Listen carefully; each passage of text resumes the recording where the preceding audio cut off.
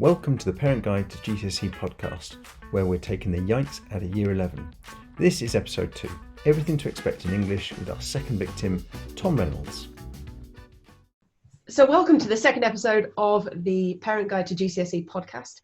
We are here today with the very wonderful Tom Reynolds, who is a teacher of 14 years, 5 times head of English, assistant head teacher, and currently is an SLE and is working as a consultant helping schools around, well, not just around the country, around the world, to improve their English teaching skills and improve their results. So first up, I guess most of our listeners are probably wondering, what on earth is an SLE?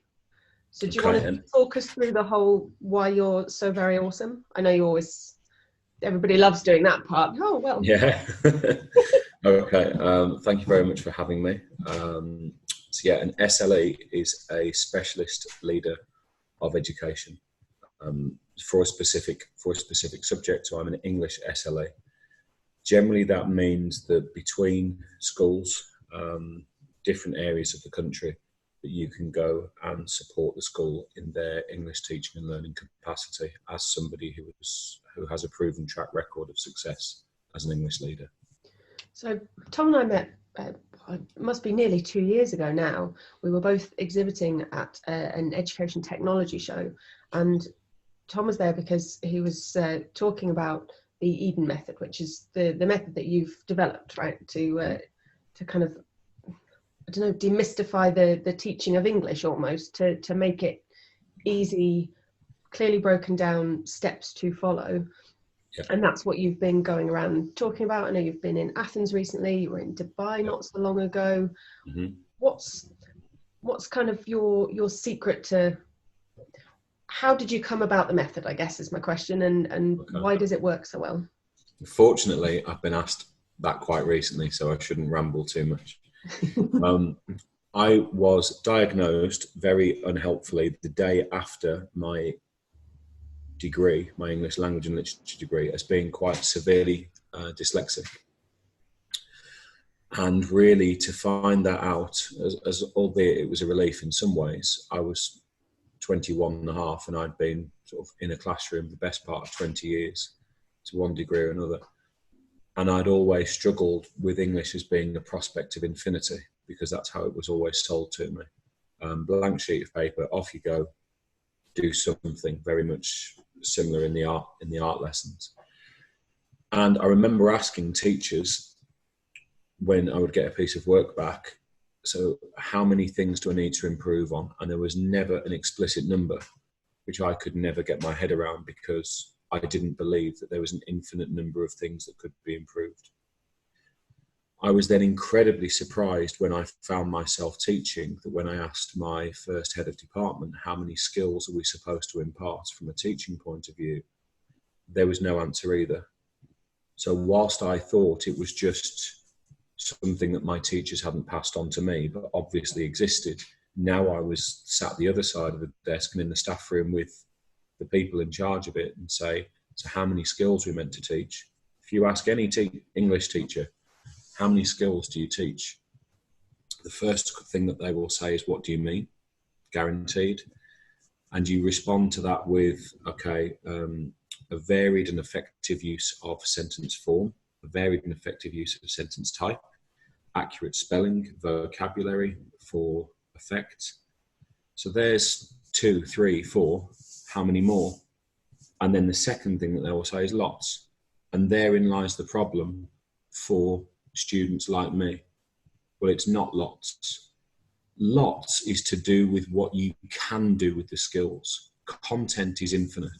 So I use the analogy to the point of boring myself, but hopefully, as the listeners haven't heard before, it's okay for them.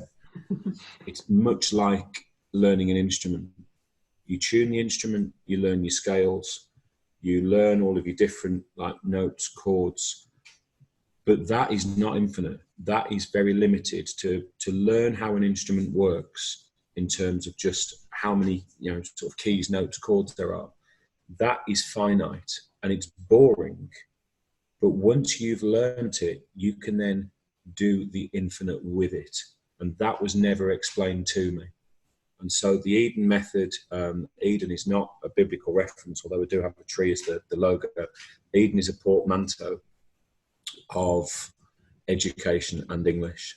And so my educational English method is to say to teachers and to students that there are only a set amount of skills to what I believe as being 51, 18 writing skills, 18 for reading and 15 for speaking and listening. And as soon as you say to a student there's 51, then they've got something to aim for and they can tick them off. And in fact, as soon as you say to a teacher, right, this year you need to make sure they know these 51 skills, because otherwise they are teaching by chance. And these skills aren't a surprise. I put them in front of teachers every day and people look at them and nod and go, yeah. But the fact is that that list has never been compiled. An adequate and accurate compendium of English skills just doesn't exist. And so I needed one as a learner, never got one, was thoroughly overwhelmed and surprised that I didn't get one as a teacher. I never got my head around that, so that every English student is sitting in front of a teacher who is effectively trying to remember as many of the skills to impart as possible. And so I set about making a list, and that list has been through all sorts of sort of quality control checks from students, teachers, English professionals, and no one's ever suggested that there needs to be a 52nd. And so the crux of what I do is making English teaching and learning explicit and finite, so that then the content layered on top of it can be whatever it needs to be. And we were talking the other day, weren't we, about how you're hopefully in the process of turning this into a book, so that it means not just teachers who happen to be in schools that are lucky enough to have heard of you and employed you, but also students, parents, anyone can access this and make it a little more obvious for themselves how it all works and what they need to do to pass the course. So roughly when can we hopefully see this in all good bookstores? Unfortunately, I'm exhibiting at the language show in November in London. I would have loved for it to be ready by then, but it won't be, which really pains me to say, because I've kind of said that out loud and admitted it for the first time in front of you. I hadn't actually come to grips with the fact that I wasn't going to do it for November before, but I won't. So this is quite cathartic for me, if nothing else. There is a second show that I'm meant to be doing it's back in Athens in March, and I would love for it to be ready for then. That gives me 6 months. It's 51 skills, 51 chapters. Ideally, each chapter is only going to be, some of them will be 1 page, some of them will be 2. It will be explicitly clear, this is the skill, this is what the skill means. Here are 2 or 3 examples, and then here are some suggested tasks at the bottom. And I believe, I don't know if anybody else is doing this, but the same book will be written for teacher, student, and parent. It will not be the parent copy or the student copy or the teacher copy. It'll be one book that says whether you're learning this skill or teaching it, this is what it means, this is how you do it. So parents can effectively be the intermediary between, so this is how the teacher would teach it, this is how you would need to learn it, or the student can see, this is how I'm meant to be learning it, this is how to do it. To really, I believe very much in the triangulation between those 3. If you take one of those points out, everything falls down. So for me to create a book that students, parents and teachers all share will be the key to improving that quality of teaching and learning between the three key books. Awesome. Well, we will definitely be shouting about it.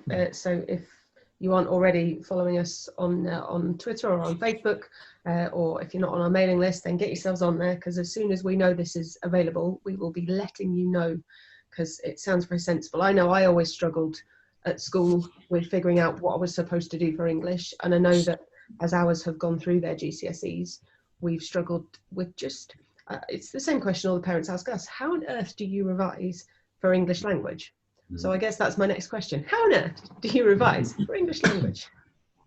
If you don't mind, I'll talk about language and literature at the same time.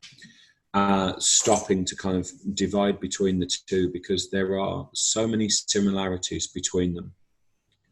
They are worth sort of talking about in tandem.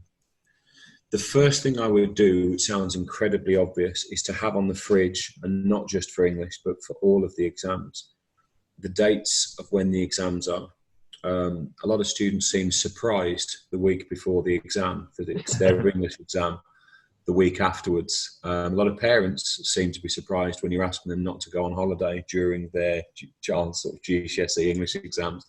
And so for true ownership of the situation, the exam dates, May and June's timetable has already been released. Anyone can go onto Google and type in 2020 GCSE, and as soon as you put those letters in, it will predict timetable, and click it. Everything is there. All parents would need to know is the exam board that their child studies for which particular subject. But that is the first point to start, because that's the big picture. When are they? So the English literature exams are, the first one is on the 13th of May. The one on the 13th of May will be the Shakespeare text and the 19th century novel. For that, a lot of students will either be Macbeth or Romeo and Juliet. So that will be section A on that date. And then section B, the 19th century novel. For a lot of students, it will be A Christmas Carol. Just 2 sections in that exam. 8 days afterwards, on the 21st of May, there is a slightly longer literature exam, and that's where they will look at a modern text first and then poetry. The modern text, inspector calls for a lot of schools and a lot of students. Then section B is what's called the scene poetry or the anthology, where students will have to answer a question on a poem that they've seen before, and then to compare it with one of the poems that they have revised, rather unfairly, because they're not given a copy of the anthology on the day of the exam. They will have to learn 15 poems. They will have to know 15 poems. My advice for that, just whilst we're on the subject, is for them to probably do something like traffic light the poems. Green, if you can talk about them with anything, because the content of them is such. Yellow if they're okay for some things but not for others, and red if basically the poem is just on its own island and is very hard to compare with the poems. Because then as a parent you can say, make sure you know your green poems for that exam on the 21st of May, so that you've got all the power ones, the ones that you can kind of bend to talk about with anything. Language is then on the 2nd of June. The first exam is on the 2nd of June. That's where they will have to read a piece of fiction text and answer questions. And then section B of that, they will have to write their own piece of sort of descriptive writing or fiction writing, narrative writing. 3 days later, on the 5th of June 2020, there is the second language exam. And this is more, it's classed as like the non-fiction, the writer's perspectives and viewpoints exam. They won't read fiction in this. They will read maybe website articles or magazine articles. They will answer questions, and then they will write something again that isn't quite as sort of fictitious and descriptive. It might be a letter or a speech for a purpose that is, although imaginative, pretending to be true. So for me, as a parent and as a student, if you don't know when the exams are, and you don't know what the content in terms of how those exams are built and what they're going to demand at the most basic level is, that's where to start. Have the list on the board. This is when the exams are. This is what's in each one. That is the first thing that everyone needs to know. Yeah, we've for our members, we're doing an exam timetable, so you can pop in your exam and your exam board. Exam board rather, and it'll just populate a whole timetable, because it is that important to know what's coming up when.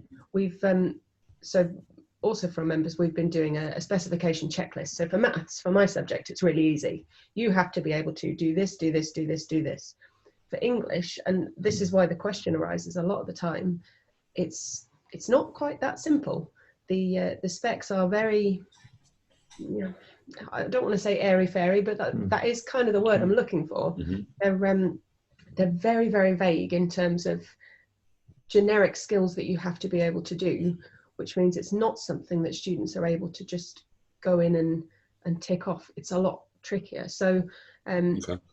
in terms of what would be the biggest tip for what you can do or what you can get your child to do to be better, to revise, to be better prepared for the exam? What would be the big thing for the English language? I said this to you when we spoke a few weeks ago, that in the remaining time that students have now, which is less than 9 months probably before the exam start, students need to read.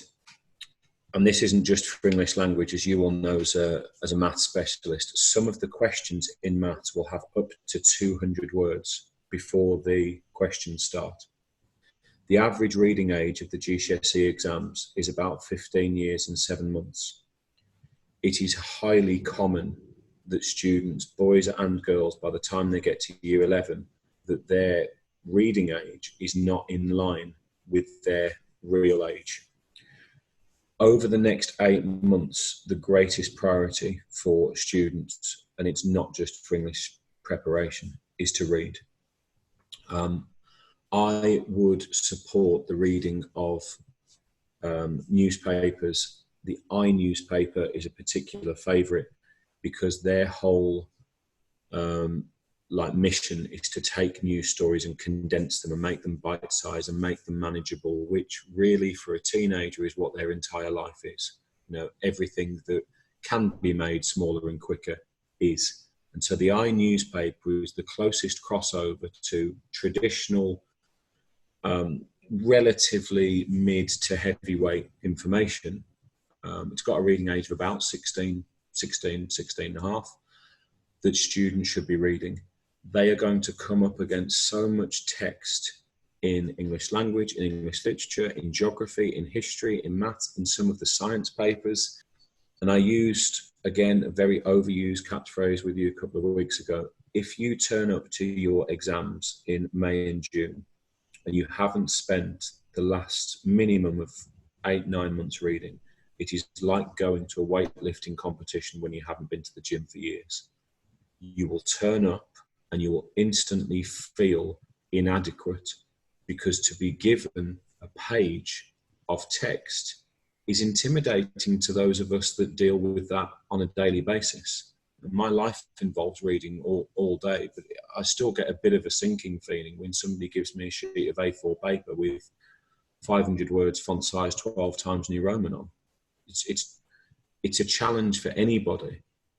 I know myself as somebody who still struggles with reading speed, particularly. I read at a speed to myself as if I'm reading to a child, and I always have done. Other people that can read, I know you're one of them, probably read a 300-page book in 2 or 3 nights by just glancing at it for 15 minutes in bed before you go to sleep, which is the most enviable superpower in my opinion. A 300-page book for me would take a good minute and a half per page. So at 450 minutes, you know, I'm 7-8 hours to do that same thing of solid concentration. There will be many students like me who do not feel natural with text, who don't pick it up and embrace it and think, oh, this looks enjoyable, this looks easy. A lot of students and a lot of adults have a natural aversion to text on paper, especially with a white background.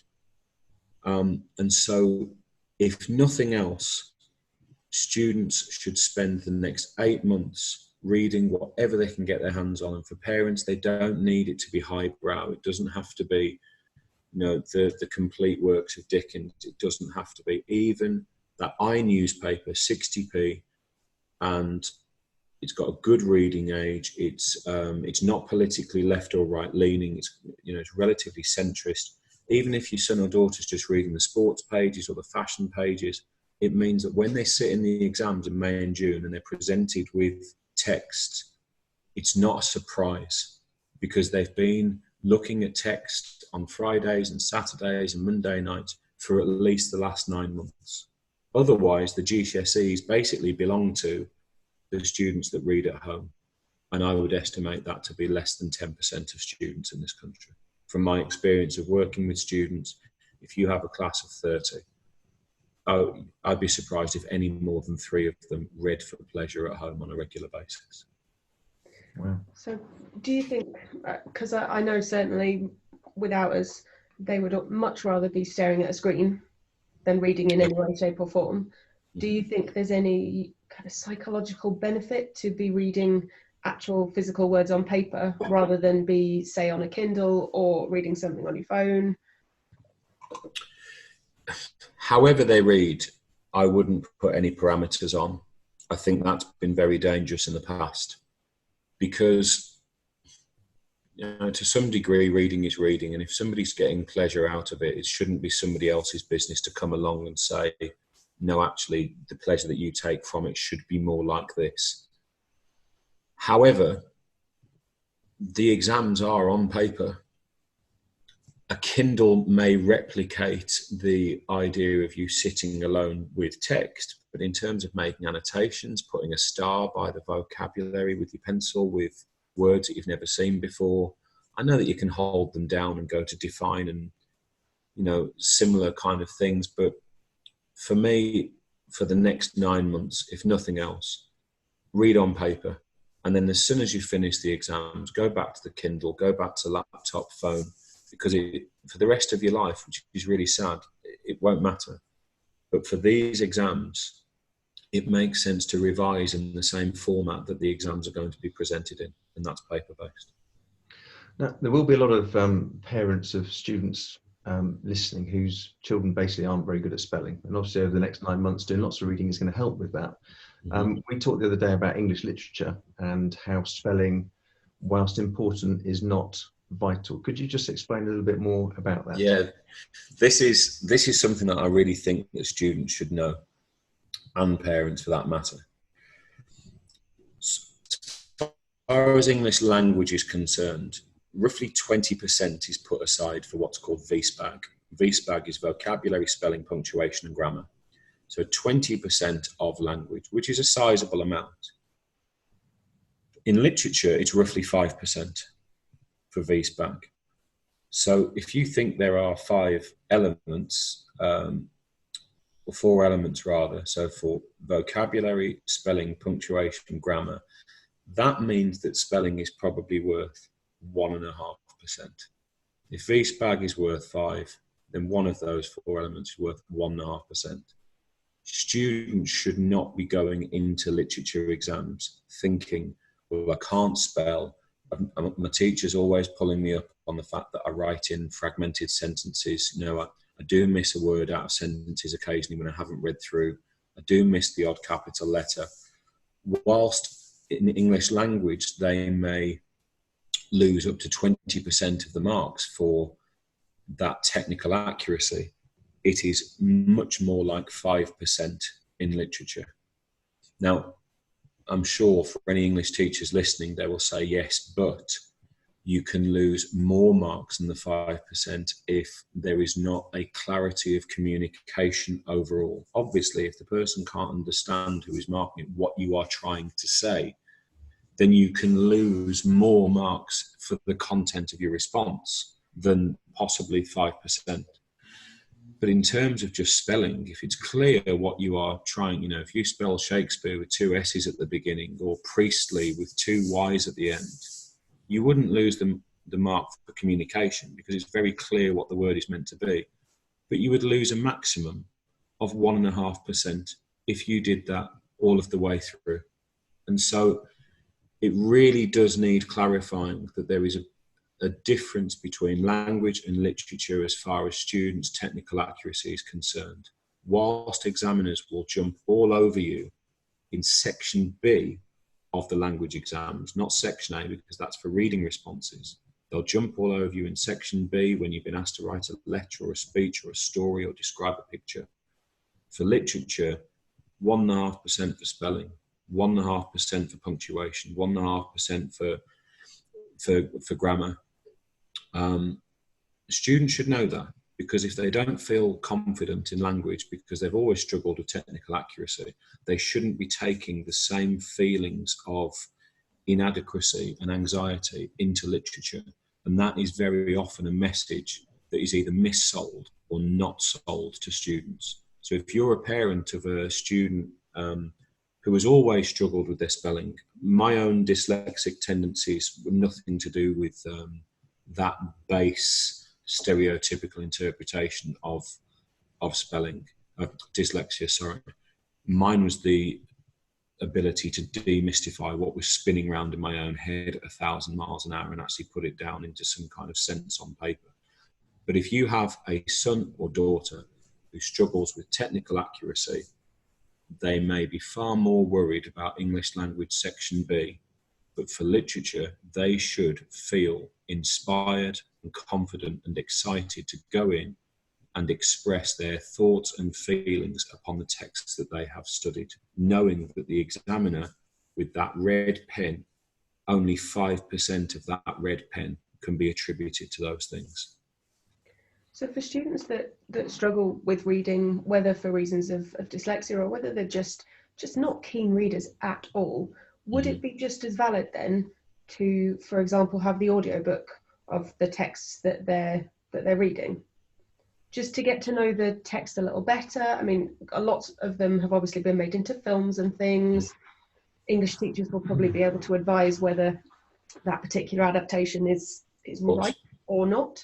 But would that be a good alternative way to get them engaged with the materials? Because that way there's one less thing to worry about. If they know the materials really well, then it's easy to communicate what they understand. Absolutely. So the answer to that is twofold in terms of increasing their awareness and appreciation of the text. 100%. If an audiobook is always going to be, I think the literature term is faithful. So you describe whether a film adaptation is faithful to the original. An audiobook is always going to be faithful because it's just somebody chosen to read it out. If that means that it can be played on a student's headphones whilst they're on the bus on the way to school, it can be played in the car so the whole family have to suffer at the same time as the student, then absolutely, because I didn't have the benefit of that 20 years ago. I'm paying myself a compliment now, it's 22 years ago. I didn't have the benefit of that then. But I would have used it, and I would have loved the fact that I used to walk to school. It took 30 minutes. A lot of those audio texts are probably only 2 hours long, 2 to 3. And there's something like Dr. Jekyll, for anybody who studies Dr. Jekyll and Mr. Hyde as their 19th century text. That's probably about 3 hours. So if you have that on your headphones on the bus, probably between Monday and Friday, you've listened to the whole thing. So as to whether it is valid, then yeah, 100%. As to whether it replicates the pressure of seeing text on the day of the exam, no. That students still need to deal in the same currency of the exam. And that is why students sitting with tablets, computers, phones, unless every school gets to the point where they can have a room with 200 computers, with all of the logins and all of the battery, and it will never go wrong, we are decades and decades away from that situation. And so until then, you rehearse in the same currency of the exam. And for me, that still means paper and that still means reading. So even if it's just key scenes, it's still adequate preparation. And writing as well, because I know it's probably different now, but as an adult, I don't do a lot of writing. I do a lot of typing. I don't do a lot of writing. So when I have to sit down for whatever reason and write something quite long, I find that my hands getting a little bit crampy and it's not quite working as well as it should do because I've not got that stamina built up almost to actually sit and write. And they've got to sit and write for an hour and a half, sometimes longer. Yeah, the second literature exam is 2 hours and 15 minutes long. Wow. And it's funny you should say that because I now type more than I handwrite. I also have abominable handwriting. I can't remember the reason, but I sat writing a few weeks ago. I think I was sat at the back of a talk or a presentation, and I sat with a notebook writing. And after about 10 minutes, my hand started to ache. And I hadn't experienced that since I'd probably done maybe my GCSEs or my degree. And then I haven't experienced it for a long time because I was still writing on and off. I generally type as well. So yeah, maybe over the next 8 or 9 months as well, it's worth students in all of their lessons, geography, history, science, whatever it is, just trying to push how much they can get written in that classroom. So that if the teachers ask them to respond to something, and usually they know a word will do or a sentence will do, to push themselves further to write that paragraph. To go back to that analogy before from the weightlifting competition, probably a bit less metaphorical this time. That is one of the things that they can practice with, so that if they know they're turning up to a 2-hour, 15-minute exam, they're not going to be faced after 30 minutes with, well, I haven't written this much since, year 7, year 8, my hand hurts. Because if that's the case, there's no, oh, we'll go and get a computer for you. That exam's just over. So yeah, that's an incredibly valid point, and one I wouldn't have thought of. But yeah, for students to practice with the amount of handwriting they can do in 9 months would be, an incredibly worthwhile thing to do. So we've been talking a lot recently because as we record this, we are at the end of September, and so students are heading towards mocks sometime between November and January, depending on your school. And in kind of the process of the mocks, we've been talking about how you can really make the most of them, like using them to find your knowledge gaps, using them to have a dress rehearsal, a stress-free, consequence-free dress rehearsal, so you know exactly what it's going to be like and you're not panicking when you get to the exam. Mm-hmm. For English, what is the best thing they can take from the mocks? In terms of the experience, what will help them the most with their mock to prepare them? This very much depends on the school. And maybe if you're empowered with sort of following information as a parent, then you may be able to get more valid, credible, tangible information out of the school than the school may have the policy to present to students. Unfortunately, some schools may only feed back in the mocks by grade. So your son or daughter will receive an English language grade between 1 and 9, 9 being sort of A-star grade, and then down to 1, it's like the old G. All students, as parents will know, are aiming for a minimum of a 4, otherwise called a low pass. Teachers tend to push 5 because that is classed as a high pass in old money, C+ kind of thing. And then 5's up to 9. But if your son or daughter comes back from school and they say, I've got a 3 in English language and a 4 in English literature, as much as parents will understand that, okay, you did better in literature, so you got a low pass, a 4 being equivalent to a C-, what is it you need to do to improve your English language to get from a 3 in old money, a D, up to a 4? And this is a big issue, and something that I find myself working with schools on a daily basis, because achieving a grade in a subject, a summative grade, really, in terms of feedback, is irrelevant.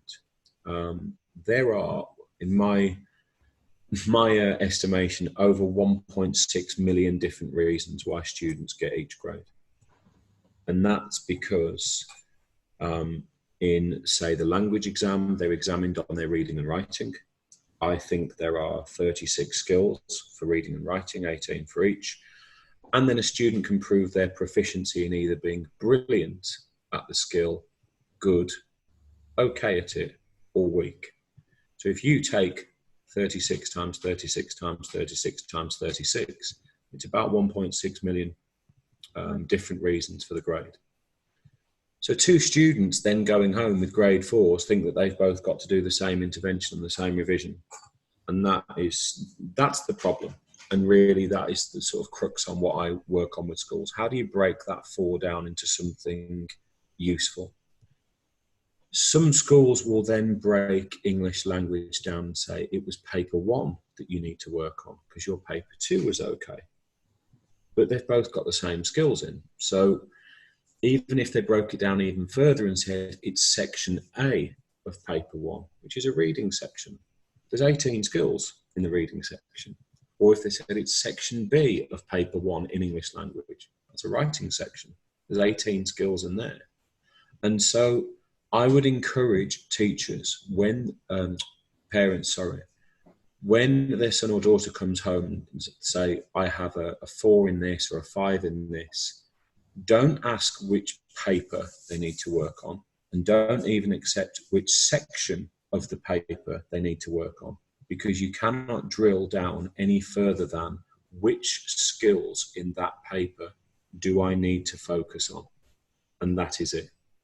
It's the skills. And if after the mocks asking for maybe the biggest 4, what are the biggest 4 skills? So it might be that the student didn't plan their writing response, and because they didn't plan it and come up with their paragraph ideas first and then structure their paragraphs into sequence order, then their work lacked kind of fluidity and clarity. It might be that they didn't embed evidence into their responses, so their responses were essentially just their opinion, which isn't worth that many marks. It might be that they didn't offer inference. Students should always walk into the exams with a stock amount of phrases. This could, this may, this might, this perhaps, this is possibly, because that shows that they're inferring the text from an artistic point of view rather than commenting on it as if they're a scientist looking at a fact. But if students don't know which skill they need to work on, very often students are just told things like, it was your inspector calls, you need to work on inspector calls. What does that mean? Is that the context of 1946 when it was written? Is that the influences that J.B. Priestley absorbed in his own life before he wrote the text? Is it because the student doesn't understand certain themes and characters? Or is it as simple as they don't know how to respond in the exam because they can't find an adequate amount of evidence? Well, there are so many questions that just being told a section of the exam or an exam for me is useless. So parents need to encourage students to ask, which skills do I need to work on? Because it doesn't get any more refined than that. Can I just ask a question about that? Because we were talking about mock exams. If you got 30, 32 students in a class, you've got one teacher, you've got 2-hour paper, it's the teacher who marks it. And obviously in the exams at the end of the year, it's an examiner who marks it. How long do they spend on each script? How long have they got to look at the answers from that 2-hour writing assignment? And how best does a student signpost where their answers are? I'll give you the honest answer to this, and it's one that I tell the students, and there's always a bit of a look of horror, but it's true. If your teacher is marking it, you're probably lucky, because the teacher has a vested interest in finding every single mark that they can, because what the student doesn't probably appreciate as much as they should is that the grade of the student is a direct reflection on the performance of that member of staff. So whilst a member of staff might say to the student, if you don't pick up the pen, you don't write, then you don't get your GCSEs, it's not a reflection on me. In this current climate, it is a direct reflection on them. So teachers will always spend the extra 30 seconds, the extra 5 minutes, whatever it is, when they're marking their students' texts, to find whatever marks they can. Because as a member of staff, you have to input that grade onto a data sharing system for a head teacher and a deputy head teacher to look at. And would you rather put on that a student that has been in your care for 2 years achieved a 4-, like a C-, or a 3+, so D+? all teachers are going to want to put the higher grade, because ultimately when their data is then processed, they look better. So I believe that the grades that teachers give to students are going to be as high as they can possibly give. When an examiner, however, marks papers, examiners are allowed, I think, to mark up to about 400 or 500 sections of a paper. If the exam board is low on markers and they are happy with when they do the moderation of that examiner's marks, if they're happy with it, you could be offered another 200-300. And that's not just in English, that's common practice across all subjects. So if you imagine that an examiner is sitting 50 miles away from where your son or daughter's school is, because they don't generally tend to be sent papers from the same neighbourhood that they live in case they have sons, daughters, or nieces, nephews at the school. You imagine that somebody 50 miles away is marking your son or daughter's paper as one of 300, 400, 500, 600. As much as that examiner may have thought it was a good idea to request the maximum amount of papers when they were calculating how much money they would make for their family summer holiday, you would not want to be marked as paper number 437 that Sunday night, that tired late at night, because as is human nature, and this is the bit of it that I think students find hard to hear, and possibly parents, as human nature, there is a difference between signing up to do something laborious and loving every minute of it. And so I have marked exams before. I've thought, well, I'll mark 500. I get paid £4 a paper, so that's £2,000. And I've already calculated that that's £1,300 after tax. That's the summer holiday. You come and ask me whether that feels like a good idea when I'm on paper 236, and it absolutely does not. And so for students, the question is king. And before they start answering anything, the first thing that any student should do, and again, I'm sorry to say that this is for every single GCSE exam as far as I'm concerned, is to find the words in the question that the examiner will be looking for in the response. Same in history, geography, as it is in English. There will be keywords in the exam. So if it says, how does the writer describe the character in lines 1 to 5, the student is circling writer, describe, character, and then reminding themselves it's lines 1 to 5, so they're not picking it from line 6 or 7. Whatever the question is, how does Dickens present Scrooge in this scene? So Dickens presents Scrooge, they're highlighted. How does Priestley present the character of Gerald in Inspector Calls? Priestley present Gerald. Those keywords that have been identified then should be littered throughout the response. Absolutely littered. And highlighted? Sorry, the worst thing is when you see a student sat in the exam hall chewing the pen, and you imagine them thinking, what's a better word for present? What's a better word for describe? If the word is in the question, there is no better word than that word, and you use it in every single paragraph. But no one has ever brought students' marks down because of overuse of answering the question. And so, if there are other words, when you're showing off with your writing in language section B, and you sit there and take 10 seconds and think, is there a better word for this? I get it. But in everything else, if the word is in the question, then use it. Because Sunday night, 11 o'clock, baby crying and husband or wife in bed, and you're marking paper 426, all you will see on that page is the keywords jumping off. And that student is helping you to give them the highest mark possible. You talked the other day about making sure in that response you highlighted those keywords as well. So highlight the question, highlight the keywords in the answer, just to make it really, really abundantly clear. Not in the answer. Not in the answer. In the question, yes. So the first thing that students do, turn to question 1. They don't answer question 1. They deconstruct and highlight the question. The first thing that your pen does isn't to the answer, it's to the question.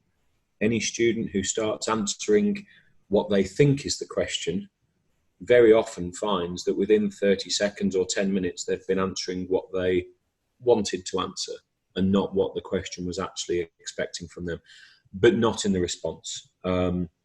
the examiners will track, they will skim read, and they will see the word describes, presents, Dickens, Priestley, whatever it is.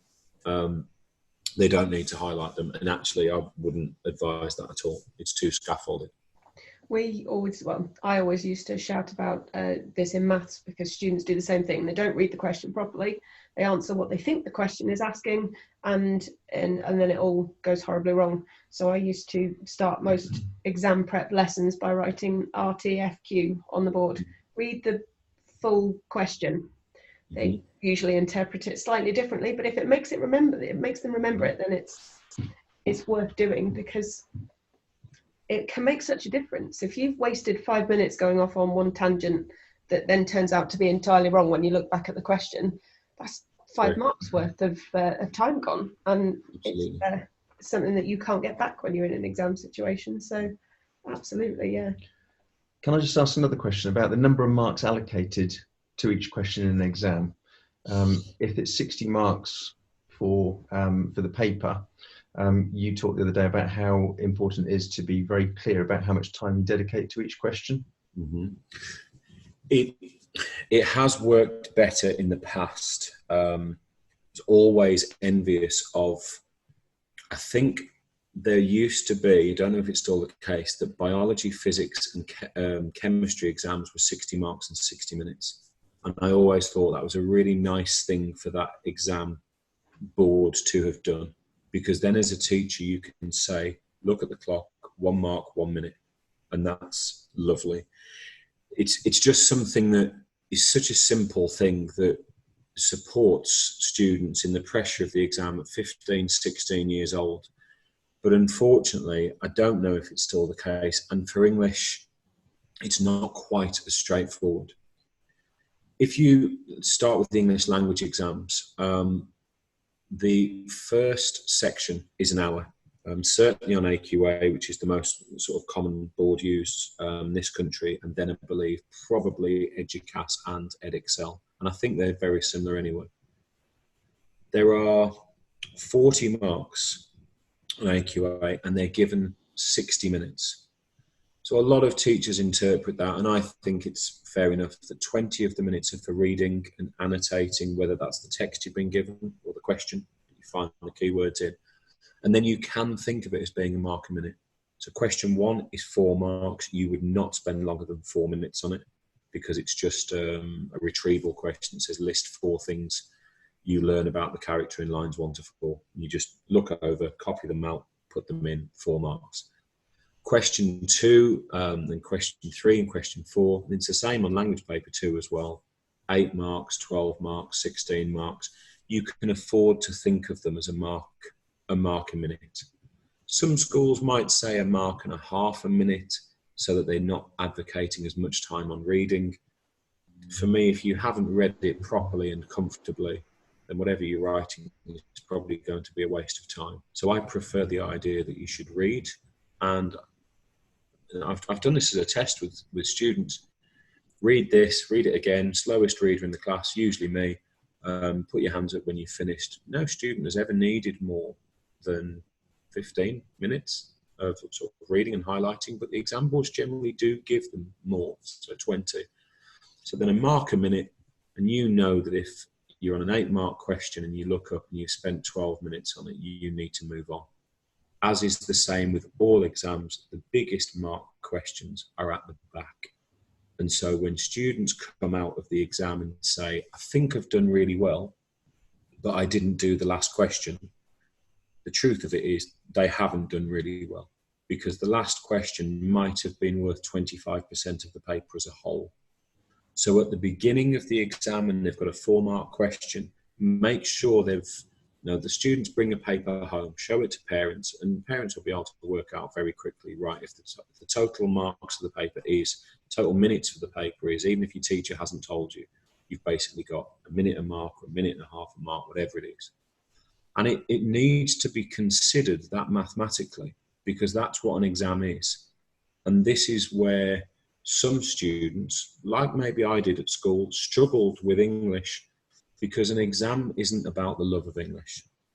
An exam is about having a timer on the board and a figurative gun to your head for you to get all of the skills down on paper necessary before that time hits zero. And so unless the mathematics that the exam is built upon, and that goes for an art exam, a history exam, or an English exam, unless the mathematical structure of an examination is embraced, then you might as well just say, go into the room for a bit and do your best. And it's not good enough for English, it's not good enough in other subjects. So students and parents to know the mark a minute, and if you go over it, move on, because towards the back of the paper, that's where the biggest questions are.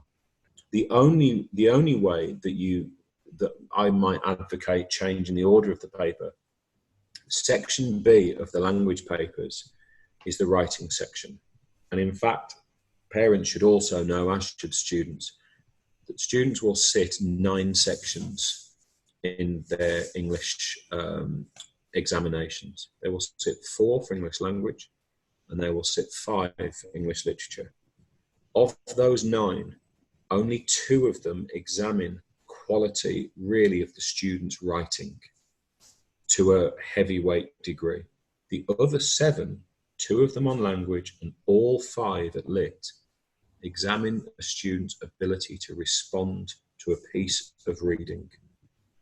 So in section B of the language paper, students might think, I'm going to do this first.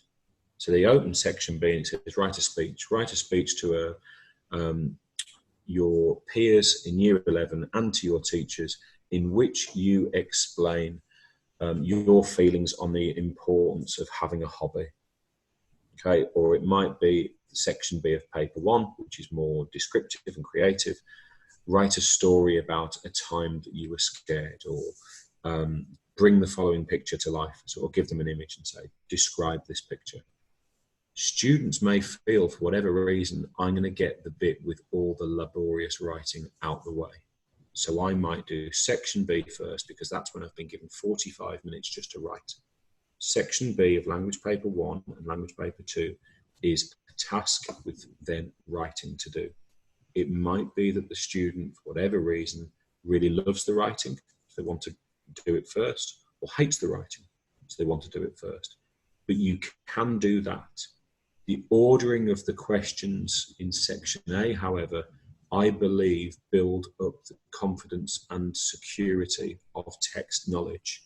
And so whilst there may be exam papers where that isn't true, as a general point of guidance, the best thing you can do is just use the clock and do them in order, and know that if it says 4 marks, 4 minutes, 8 marks, 8 minutes, so that you do get to that question worth 16 or 20, having built up your understanding of the text. 14 hours? Yeah.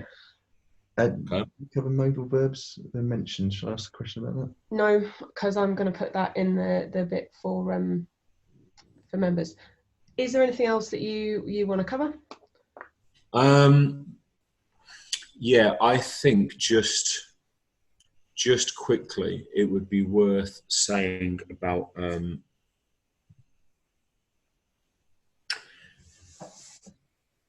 reading acronym. And I will mention the one that I use, so that I go back to this idea, because I've just said 7 out of 9 sections are for reading. So it's easier to, rather than thinking of it as lang and lit, think of it as reading and writing. Language has 2 writing sections, 2 reading, and then literature is all reading. So it says, here's an extract, write about it, or here's a poem, write about it. 7 of the sections ask the students to demonstrate their ability to read something and then respond to it. A structured sort of acronym system for building paragraphs should always be embraced, particularly by those students with low confidence. A couple of years ago, one of the biggest exam boards, if not the biggest exam board, stated, in my belief, entirely sort of, if it's true incorrectly, if it's been taken out of context, then so be it, that they didn't like students using acronyms or initial systems to remember how to build paragraphs. this is completely wrong, because by the nature of having a mark scheme, there is a way to respond to the mark scheme. And at the age of 15 or 16, an educationalist's responsibility is to make that mark scheme as student-friendly as possible so that students can aim for all of the marks.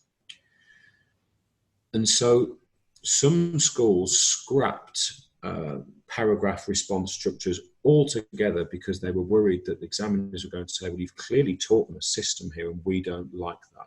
Well, tough. Because if it makes life easier for students who struggle with English and who are not naturally gifted with English, or EFL, EAL students who are going to sit in the exam, our job is to make their life to some degree as easy as we can so that they can then take what we've given them, use it for security and confidence, and then flourish. Systems that have been completely pushed aside, like PEE, point evidence explain, PEA, point evidence analysis, PETAL, point evidence terminology, possibly, don't know what the A is, and then analysis maybe, and then L for link. Parents might have heard that students come home with, I've got to write 3 P paragraphs, or PEA paragraphs, or PETAL paragraphs. Some schools may just not be talking about these initialisms or acronym systems. What the exam board will have meant to have said is, for students attempting to get the highest of marks, they must not rely on such robotic systems. And that is absolutely fine, but there is a clear distinguishable difference. For students to get grade 8 and grade 9, what they should do is take the acronym and feel free to play with the spelling of it. Whilst the other students need to stick to the letter of, I will make my point, I will then embed my evidence, I will then analyse it, because they don't have that natural flair, which is a word that was always used in the mark scheme by that exam board. To show true sophistication and flair to get grade 8 or 9, or in old money, the A or the A star, I completely agree. The acronym should be removed like you would remove the stabilizers on someone's bike when they are confident to cycle. But if you have students who cannot cycle, your responsibility is to help them go into an exam and help them to not fall off. And those structures and those systems do exactly that. And to remove them completely is immoral. To suggest that they shouldn't exist at all is immoral at a professional weapons grade level for students across the country to effectively be told in your lit exam in all 5 sections and in your language exam in both of those sections, just go in and do your best. Just read the question and do your best is an absolute crime. And so I would advocate, if there are students whose parents send them into school after listening to this and say, is there an acronym that I'm supposed to use in the exam, sir or miss? Is there a response acronym that I can use to build my paragraphs? If the response that comes back from teachers is, no, we don't use them because you're not meant to use them. You're basically meant to go from having never been on a bike before to unicycling. That's we're advocating that you do. Then I would use an acronym that spells the word SEES. It stands for statement, evidence, inference, zoom, and effect. Now, if you use it in the literature paper, then the Z has to have 2 meanings. It must stand for zoom in and zoom out, because it means that students should make a statement, which is give their opinion, embed a piece of evidence which they've found in the text, provide inference, which is where they can revise the phrases, this could be, this may be, this might be, perhaps the writer is trying to suggest. All of those kind of artistic interpretive phrases, those verbs of modality. Then they should zoom in on a particular word or an exclamation mark or a piece of ellipsis. They zoom in like they're sort of using their phone and zooming in on something. But then they should also zoom out on the world that the writer was influenced by, because they can then talk about the writer's intentions in 1946 and the writer's influences, the writer's world. The very last thing they say is the effect it has on them as a reader or as a member of the audience if they're studying a play.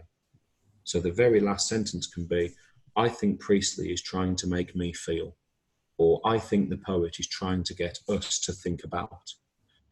A structure like that, 2 Zs for literature because they need to zoom out on the context. In language, they'll have never seen the text before, so they don't need to zoom out. In language, the acronym is simply statement, evidence, inference, zoom in, effect. You can't zoom out when you've no idea where the text's from, who's written it, you haven't studied them in class, doesn't exist.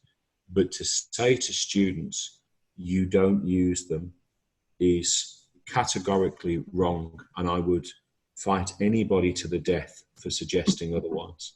At grade 8 or grade 9, I've seen a brilliant visual that a school use. It's a tin of alphabetti spaghetti, and it's pouring out the letters of C's, spilling everywhere all over the page.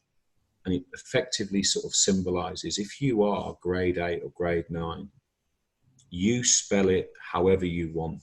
You zoom in here and then you do the effect and then you zoom out and then you put some evidence in. When you have got the stabilisers off your bike, go into the exam and show them that grade 8, 9 flair by not relying on the spelling of an acronym. Up to grade 7, arm yourself with one, because for 7/9 of the GCSEs, 2 sections of reading in language, 5 sections of reading in lit. That acronym is your power card for everything that you need to do. If schools have their own systems that are working, fantastic. But if students don't have one, then I would advocate that they simply try and build as many C's paragraphs as possible throughout all of their reading sections in the exams. Excellent advice, thank you. Yeah, thank you very much. I know I feel at this stage like I get it that little bit better when so we've obviously had 2 of ours go through GCSEs already. We've got another one who's only 10, but when she gets to this stage, I feel like I'd actually be able to help her now. That's massively helpful. Thank you so much. Welcome. If you are one of our members, then Tom has very kindly done us a 5-point key things to know about language and lit printable. So you'll be able to find that in the English section. If you're not one of our members and you'd like to know more about it, parentguide2gcse.com, because I feel like we should get a quick plug in there at least. And we will make sure that we shout a lot about the book as and when it's available, because it sounds like that would be a really good way to help your child structure their English revision and just make sure that they get it all sussed. So huge thank you for your time today. You're welcome. It has been an absolute delight. Thank you very much for putting up with us. If you'd like to know more about how you can support your child through their GCSEs, then head over to parentguide2gcse.com.